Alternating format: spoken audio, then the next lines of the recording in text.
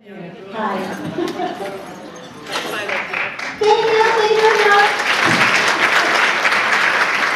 I think before we dot another I, before we cross another T, I know that you want to join me in thanking Kelly and Sandy and all the volunteers at the Wisconsin Ovarian Cancer Alliance who make this amazing event and the events that you'll find listed in your folder possible throughout this year. They're making a difference in the lives of women throughout the state of Wisconsin. Thank you.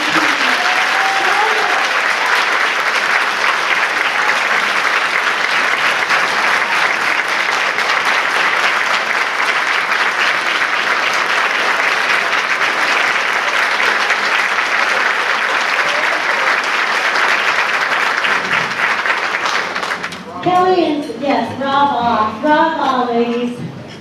Kelly and Sandy have invited me here today to share with you some of my reflections on my adventures with cancer. And I'm a kind of a visual person. So when I reflect on my journey, I experience it in terms of kind of images frozen in time. Kind of like snapshots in a photo album. Or maybe in this day and age we'd be talking about an iPhoto album, but my hard drive is right there. The very first image I associate with this journey actually involves one of the warning signs that we now associate with ovarian cancer. I was sitting on the edge of a hotel bed, retrieving voicemail messages on a business trip, farting like a motorboat.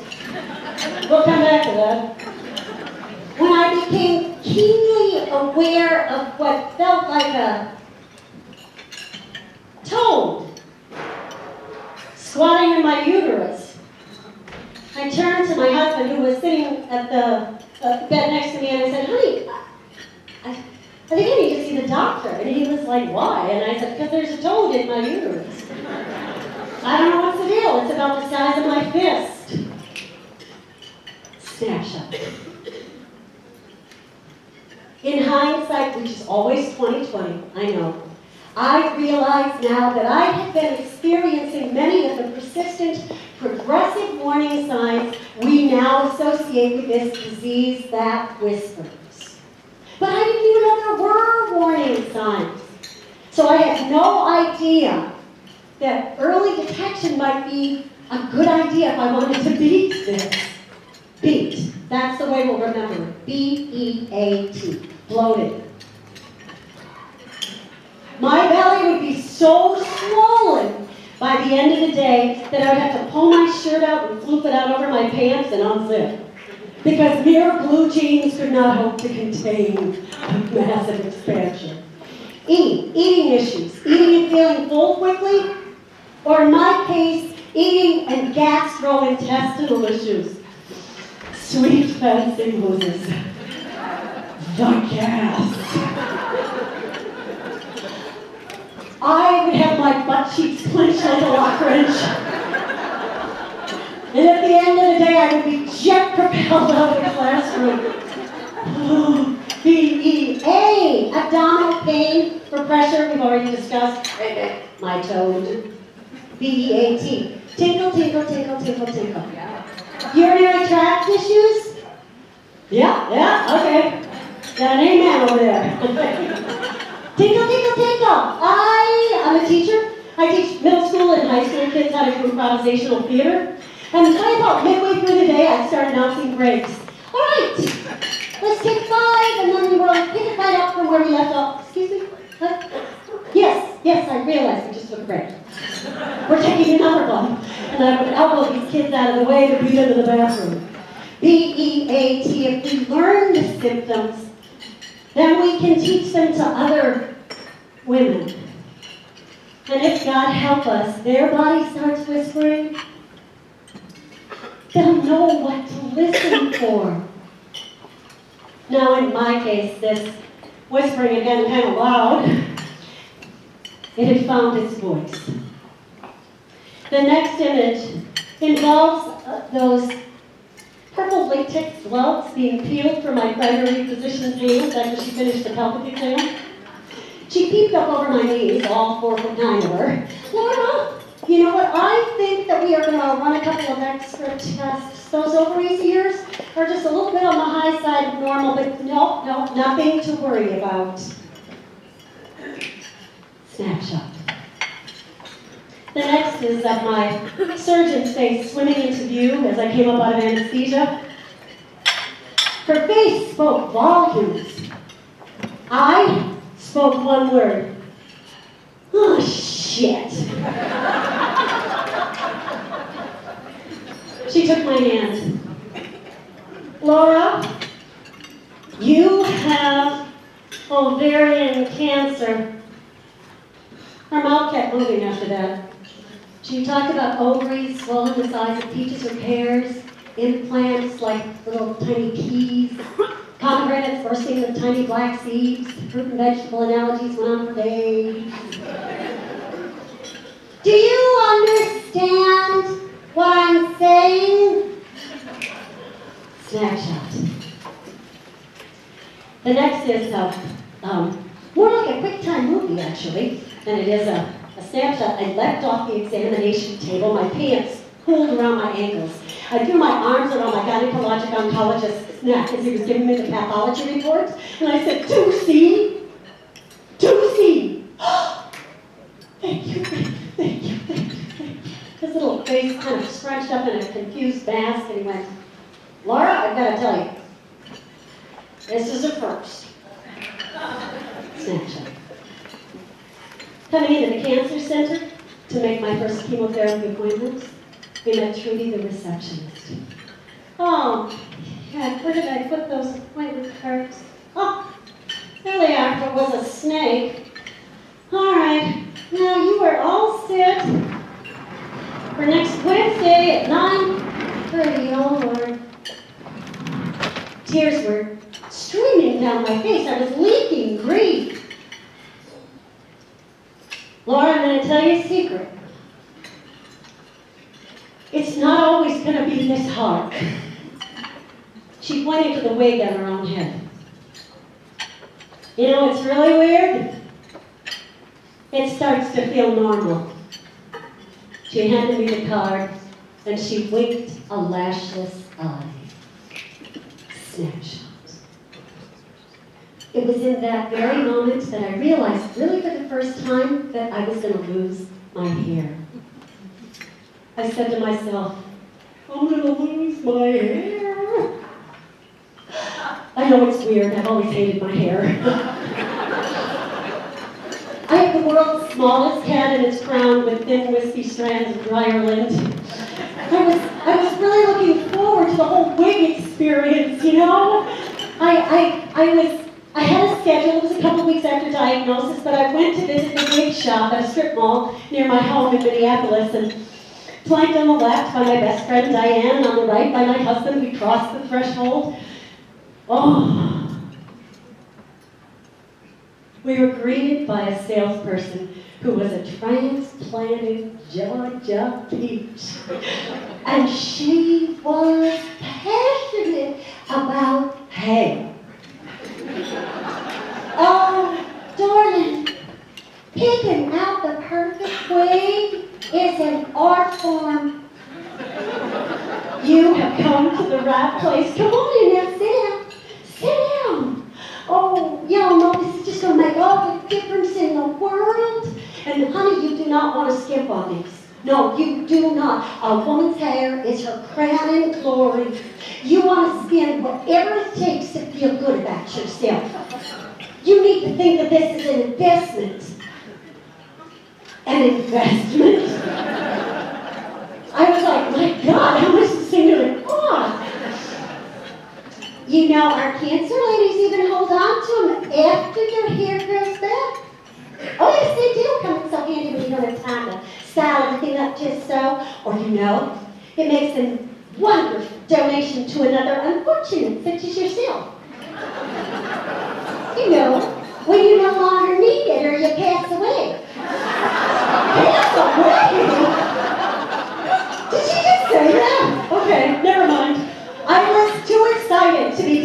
buy something like that. I knew kind of what style I was going to ask for, knew what color I wanted. I had a really good idea what size to ask for. No. She insisted on measuring. She got out the tape measure. All right, darling, we're just going to get your circumference here.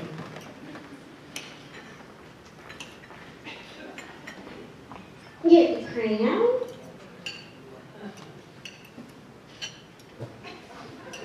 You really do have a tiny peanut of a noggin, don't you? I'm so sorry.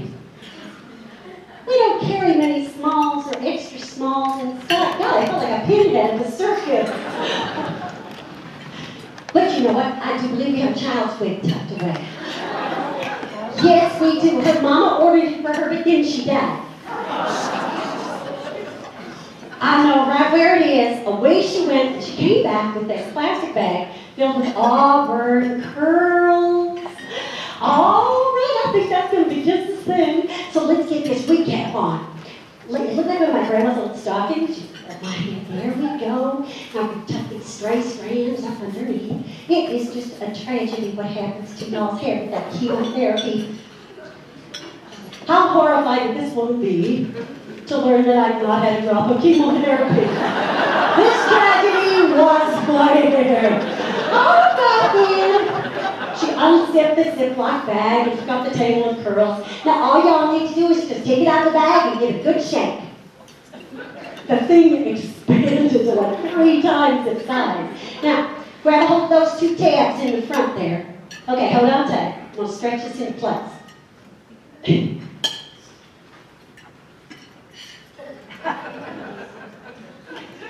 Once the horrifying thing was seated, we all pretended it was an option.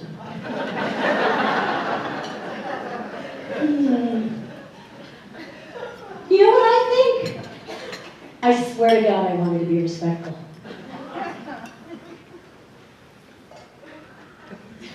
I think that girl died of embarrassment when they told her she was going to have to wear it.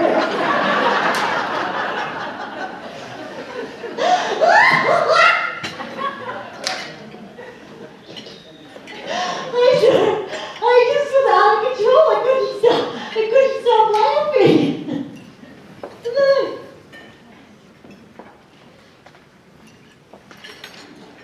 I couldn't stop crying. I wept as I tugged that little girl's hair from my head. And I grieved for her family. And scared out of my mind, I escaped the wig store. I ultimately decided I wasn't going to be a wig person. I was going to wear hats. So I asked my friends and my family and my colleagues, I said, please send hats. And hats arrived. Beautiful hats, warm hats, stylish hats, and I'm telling you, hats that were just downright bizarre. By the end of my 3rd treatment, I was hairless. And I was slick like a seal, you know? They tell you this, but you don't really understand it till it happens to you, that you lose hair everywhere. It's one of the gifts of cancer. You know, you have to shave your pits or your legs. And it's the first and only time I've ever had a Brazilian. The Scots at the table, those that don't know. You know what it is, don't you, sir?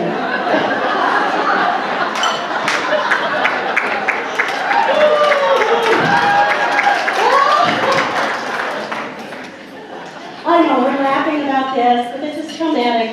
It is. It's traumatic. It is really, really difficult, and we could not get through this without our support systems, our families, our friends. But you know what? At a certain point in this journey, I realized I was going to need more than my family and friends. I really needed help from people who had been there, people who had walked the walk. So there was a certain point in the process I needed to give up the notion that because I was a strong woman, I should be able to handle this myself. So I asked for help. I did. I decided to get involved in some oncology one-on-one psychotherapy. Very helpful. I did some music therapy. I did art therapy. I did some retail therapy. But what I fell in love with that I was sure I was gonna hate was group therapy. It was amazing to sit amongst a group of women who had shared a common experience just like today. One of my favorite group experiences actually happened up in Minneapolis, Minnesota, where I was being treated. It was a cold winter afternoon, and I arrived for my gynecologic oncology. That's a mouthful support group. Everyone was settling in, getting comfortable. Karen, the oncology social worker, was telling us that there was going to be a topic for the day. We had a special speaker, and that the topic was going to be sex. I looked around at the worried faces around the table. We were always worried, you know, because we had cancer. But now we had something new to worry about. I was in a room filled with Scandinavian women who were 50 plus years old, and we were tasked with talking about sex. It was really dense. Karen, the oncology social worker, was at the other side of the room. She had the phone. She said, "Ladies, I have some terrible news. Here's a tip. Don't announce in an oncology group that you have terrible news unless you have terrible news." Oh, no, it's nothing like that. No, everybody's fine, I think. The expert that's going to be speaking to us today has been detained, and so some sort of emergency. And so we're on our own, ladies, so maybe you'd like to select another topic to discuss? Carol, the oldest in the group, 70 plus years old, having none of it. No. We are going to talk about this. Oh, yes, we are. We can talk about this. We are brave women. You know why? Because we had cancer. Oh, yes. We can talk about this. Why is it so hard to talk about this? I was raised in the 70s in the if it feels good, do it generation. If we were allegedly so good at doing it, why were we so bad at talking about it? Huh? I think it was the way we were educated. Grandma Clark began our indoctrination into the wonderful world of womanhood early. Sitting like sparrows on a picket fence, my sisters and I listened to her every word, with the smoke drifting up into her eyes. Off the Benson and Hedges 100 cigarette dangling dangerously from her lips. She issued a host of confusing advice about the female condition. When you girls become ladies, you're gonna suffer the curse every month. It's filthy. She paused and puffed pensively. And then she tapped the glowing ashes of the tiny World's Fair commemorative plate she purchased at a junk store near the farm. When I was a girl, we pickled flour sacks. Fold them over and over and over again. Then we pin them to the inside of our bloomers. It's a filthy mess. Curling her hair with a comb soaked in beer and dippity-doo.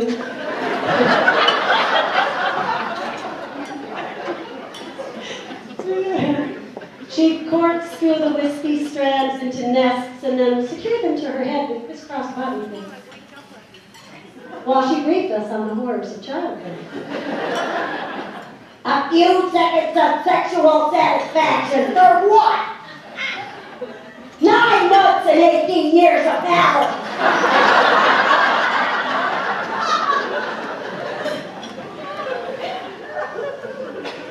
Now, sitting in a room filled with my fellow survivors, I sat, tongue-tied,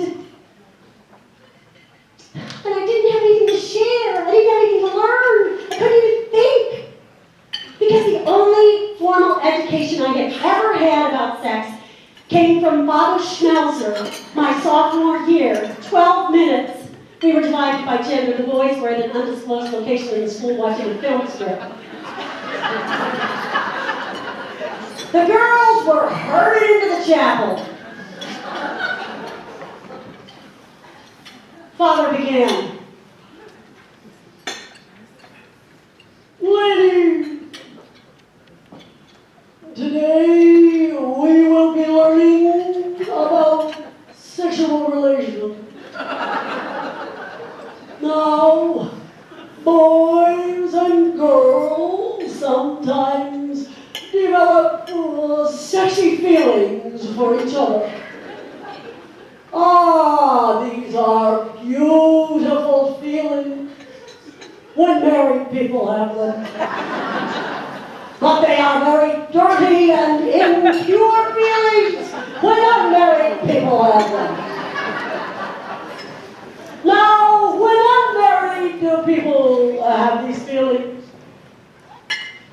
they get into the back seat of a car. Then after lots of kissing and heavy petting, they commit a grievous mortal sin against the laws of God.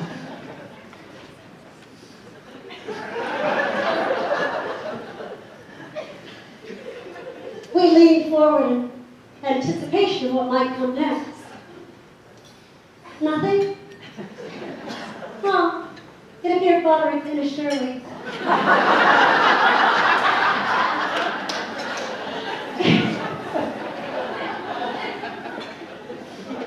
Class dismissed!